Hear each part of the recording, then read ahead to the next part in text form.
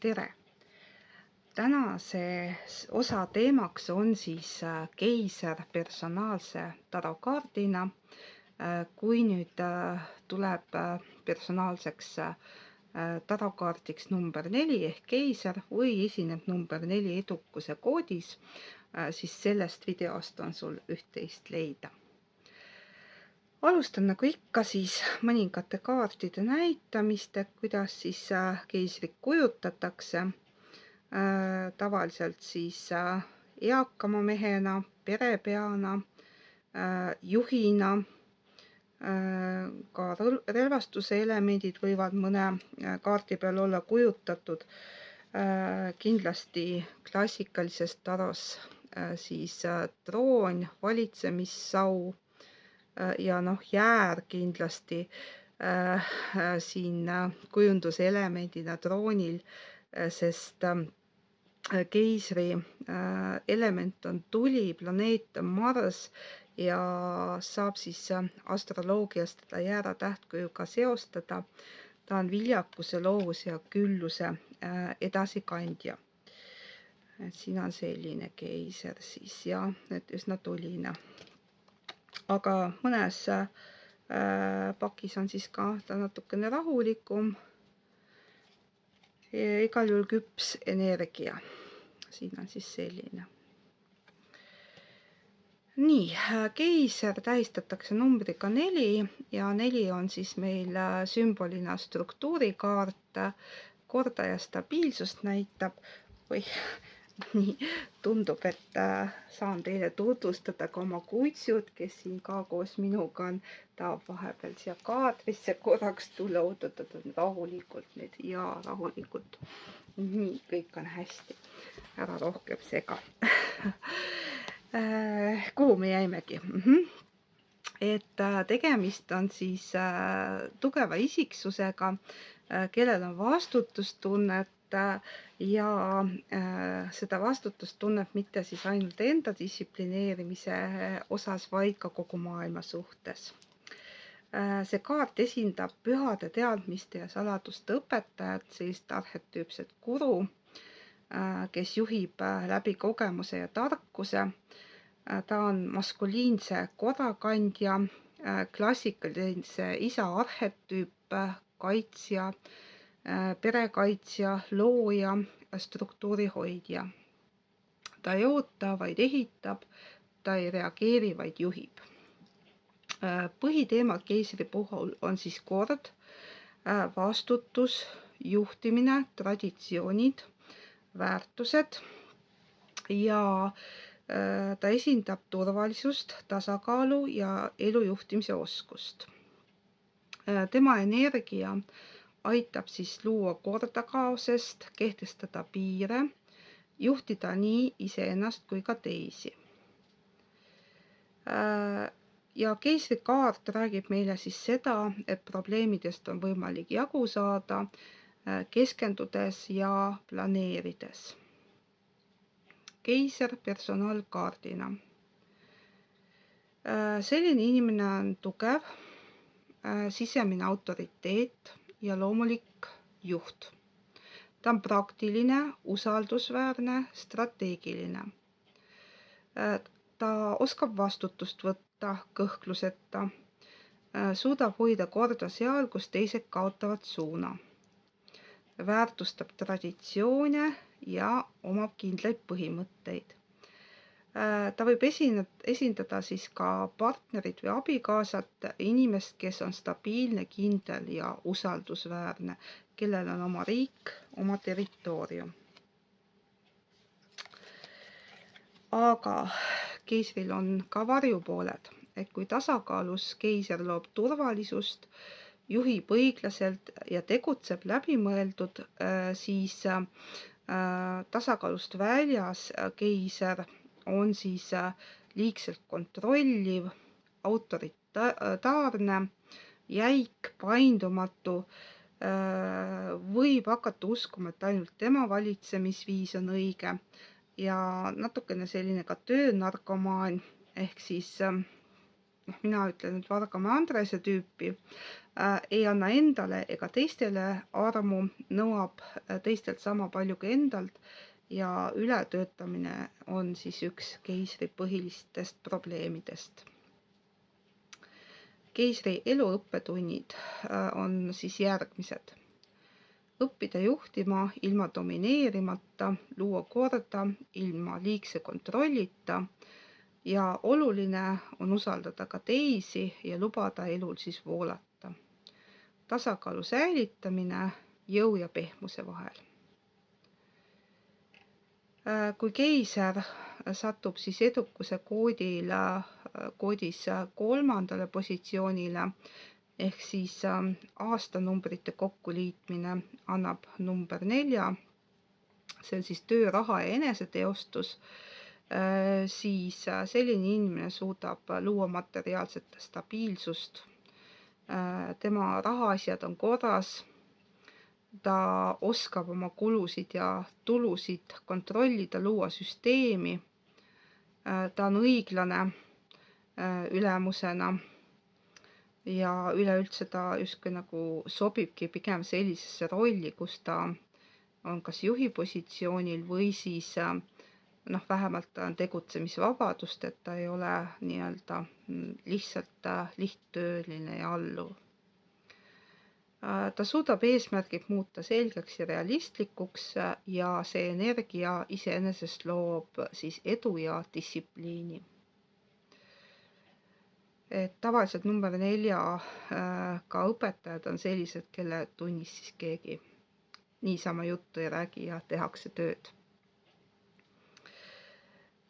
Kui nüüd elude number on 4, ehk siis edukuse koodis suhete ja suhtlemise positsiooni number 4 ehk keiser jääb, siis võib see tähendada partnerluses sellist küpsust, turvalisust, stabiilsust. Ja keiser on pigem see, kes räägib vähem, teeb rohkem, ehk siis avaldab armastust tegude kaudu, mitte sõnade kaudu. Ja romantilises kontekstis võib ta negatiivses mõttes olla ka natukene autoritaarne, selline juhtiv pool, justkui ka vanema inimese suhtumine oma partnerisse, et sellised inimesed võivad siis nii-öelda natukene ka allutada oma elukaaslast.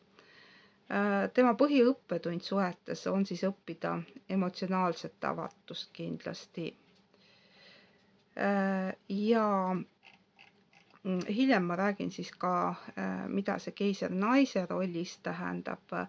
Lähme praegu edasi siis vaimsusega, et kui ta edukuse koodis 2. positsioonil on, et siis vaimsuse tasandil on see õpetaja struktuuri looja kaart.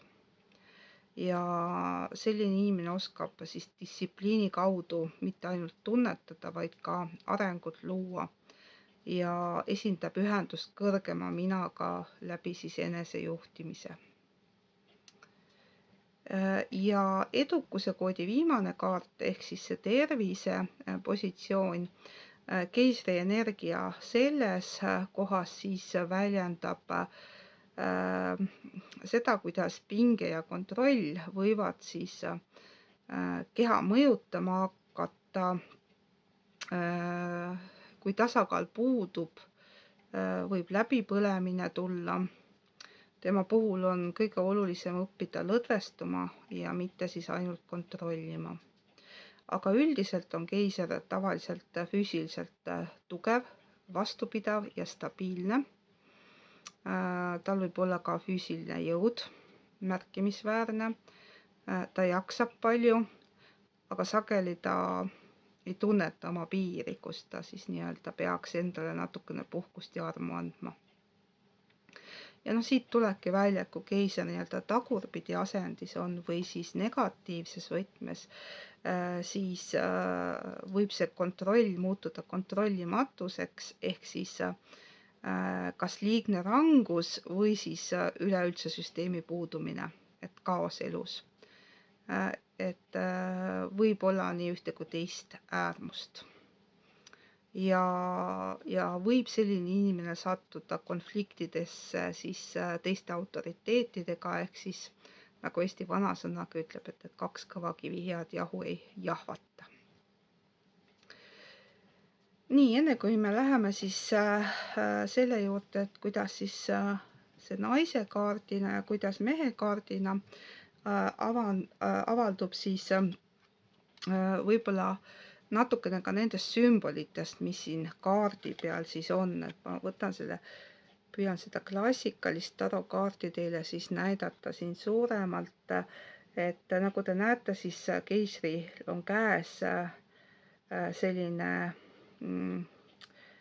nii-öelda anksau või selline sümbol, mis on siis elu ja sigimise sümbol, mehelik loov jõud ja andmise printsiip. Ja kuldne õun siis vasakus käes on armastuse ja seksuaalsuse sümbol ja siis seotud Veenusega, ehk siis näitamaks, et keiser ja keisrinna on siis täiuslik paar. Nii, ja kui nüüd kokku lugeda, siis siin trooni peal on lausa 4 jäära pead, siis jäär on algatus ja jõud ja punane rüü. Siin ka teistes pakkides me näeme, on siis keiser valdavalt siis punasesse riietatud.